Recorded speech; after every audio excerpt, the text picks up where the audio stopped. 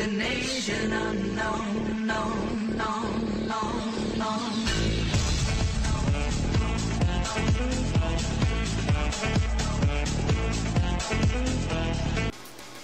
Ciao a tutti piaderoli, eccoci qui con una bella partita multiplayer di Shogun 2 Total World, la vecchia via. Allora, con questo video lo scopo mio era di dare qualche consiglio in funzione delle partite multiplayer in genere, dal momento che comunque in molti me l'avete chiesto. Allora, partiamo un attimo dicendo una cosa, secondo me basilare, è un consiglio che vi do sempre: fate l'esercito in funzione, tenete presente anche la conformità del terreno, della mappa. Adesso io capisco che uno magari appena comincia a giocare non si ricorda bene tutte le mappe, tutte le varie cose, però piano piano cercate anche di memorizzarle un attimino, nel senso non lo sottovalutate come aspetto. Questo perché? Faccio un esempio con questa mappa qua. In pratica, in questa mappa qui, se la analizziamo, noteremo che la zona di battaglia principale, dove i due eserciti andranno a convogliarsi, al 90% dei casi sarà il promontorio qua. Perché? Perché uno, così si evita che l'altro si va a camperare, e due, perché comunque si cerca di subito di stabilire un vantaggio sulla pendenza, quindi chi primo arriva meglio alloggia. Voi direte, ma lassù ci sono due doji, d'accordo, però io non so voi come fareste qui a combattere in mezzo a tutte queste case qua. Poi è vero che c'è il dojo qui della ricarica e il dojo qua dell'attacco, però quello è un'altra questione che poi affronteremo durante il replay. Andiamo ad analizzare gli eserciti. Allora, io praticamente mi sono messo un'unità di moschetto a miccia, dopo dico anche due parole su unità da utilizzare. Un'unità di moschetto a miccia, che mi serve comunque per calare il morale delle truppe avversarie. Ashigaru con gli ari tutti pompati in difesa, Ashigaru con gli ari tutti pompati in difesa, samurai con katana upati solo senza gettoni, il monaco guerriero con Tetsubo che praticamente costa poco e ti dà un surplus di morale, samurai con katana, questi qui sono upati completamente anche con i gettoni in attacco, monaci guerrieri con naginata, samurai con Nodachi che li sto uppando in attacco e difesa, Ashigaru con gli ari di nono livello tutti uppati con la tenuta salda. La tenuta salda piederoli è un'abilità che ti permette di non far andare in fuga con l'unità che lo utilizza, e in più alle 3 unità adiacenti gli dà un bonus di difesa di 3 mi sembra, il che è molto buono. Avere un paio di unità così nelle retrovie del tuo esercito ti assicura una buona resistenza.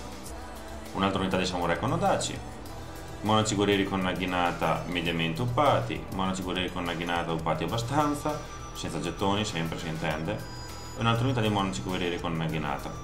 Ne sono tenuti un pochettino perché tengo dietro, perché hanno una forte difesa e un forte attacco, solo che ne risentono molto dalle cariche, quindi comunque le cariche le faccio fare prima delle altre unità, in modo tale che dopo con loro comunque tiene invece a bada il combattimento, poi quello che viene dopo, insomma, la carica.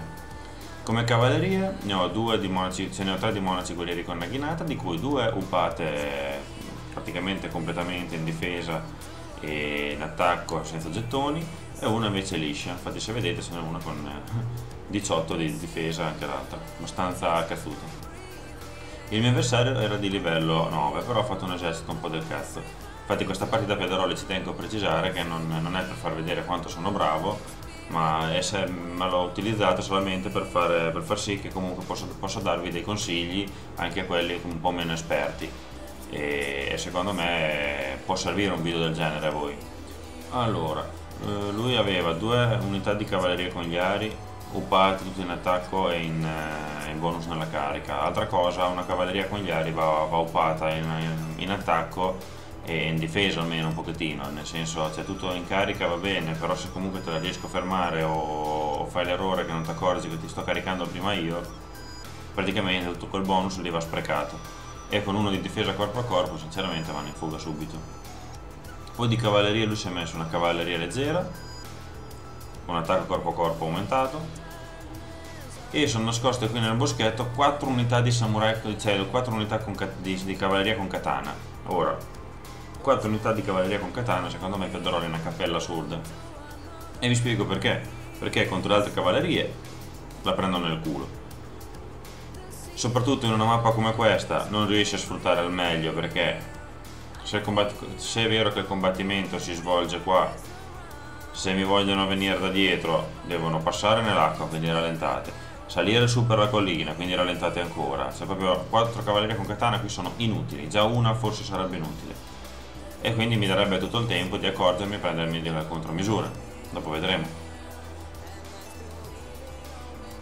E poi il generale, il suo generale arciere, portato 200, precisione 75, molto abbastanza buono. Poi veniamo alle unità, si è messo Ashigaru con arco e monaci guerrieri con arco, lisci tra l'altro. Qui un arciere, che cazzo ti serve? Che siamo comunque tutti, cioè siamo su per la collina, quindi prima che tu cominci a sparare vuol dire che sei comunque vicino. Cioè ti avvicini troppo, quindi non riesci a sfruttare la distanza dei monaci guerrieri con arco.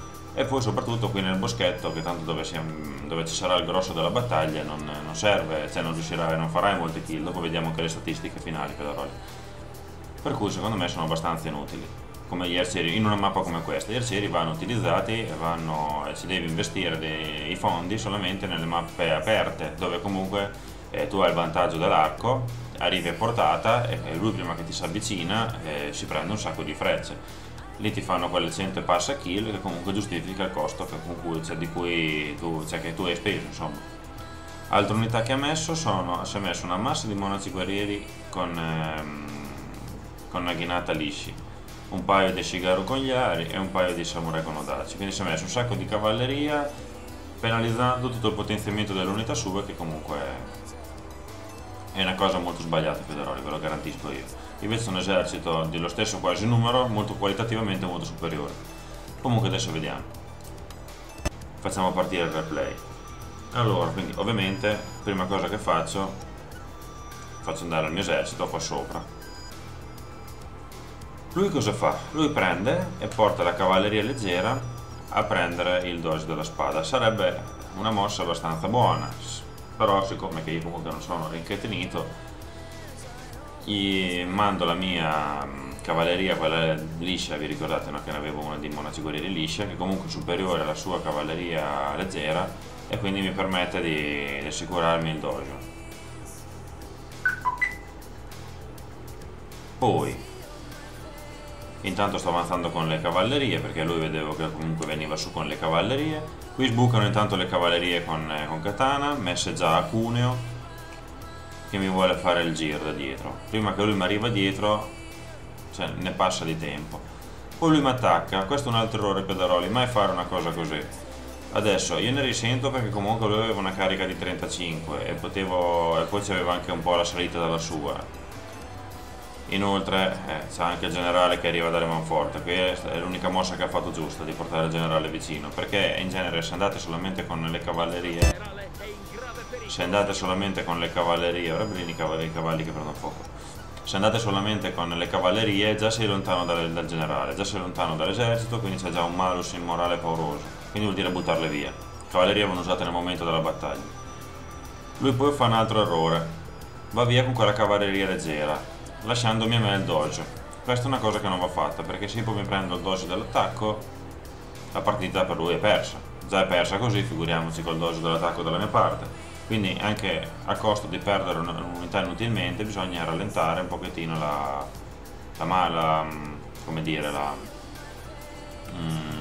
presa del dojo, del bonus. Intanto io ho perso una cavalleria, però comunque me ne è rimasta una praticamente quasi intatta. Se adesso dovrebbe essere... vedi, la cavalleria leggera se l'è messa appunto qua.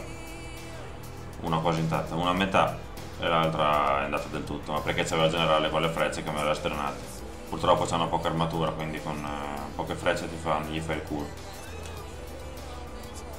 Lui intanto qua dietro che gira con tutte le sue belle cavallerie con katana, io ovviamente mi sono preventivamente messo i miei iari dietro.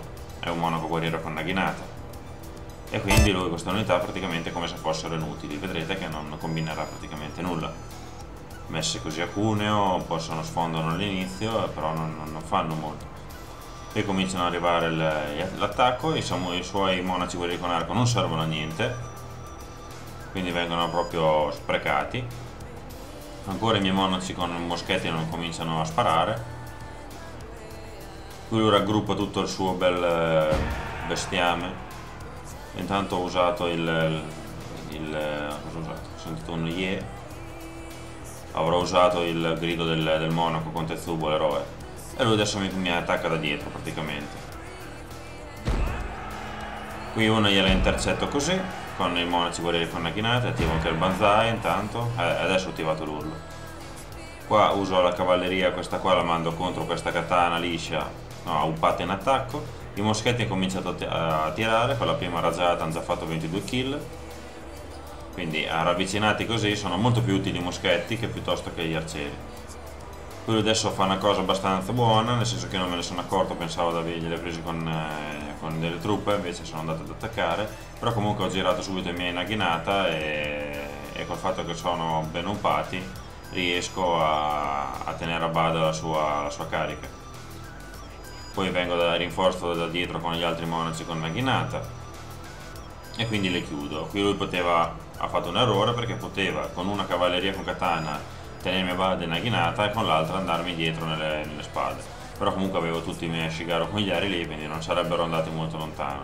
Vedete perché sono inutili le cavallerie con katana in una mappa come questa? Perché comunque non riescono a usare il loro effetto sorpresa, perché loro devono andare contro le spade, non c'è pezza.